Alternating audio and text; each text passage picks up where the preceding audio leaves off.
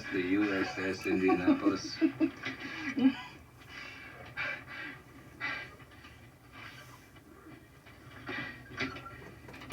You were on the Indianapolis? What happened? Japanese submarine slammed 2 torpedoes into our side, Chief.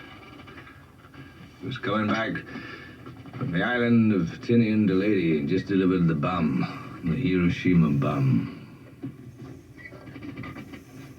1,100 men went into the water. The vessel went down in 12 minutes. Didn't see the first shark for about half an hour. Tiger, 13-footer, you know that when you're in the water, Chief? You tell by looking from the dorsal to the tail. What we didn't know was our bomb mission had been so secret. No distress signal had been sent.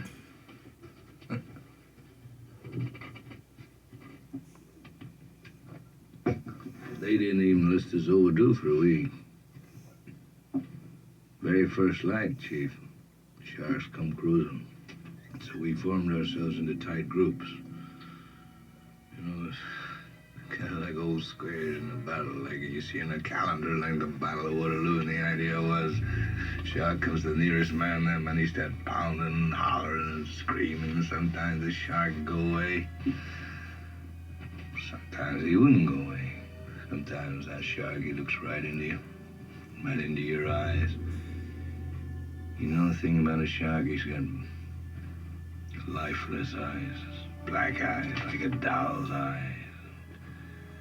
When he comes at you, he doesn't seem to be living until he bites you. And those black eyes roll over white, and then you hear that terrible high-pitched screaming. The ocean turns red, and in spite of all the pounding and the hollering, they all come in, they rip you to pieces.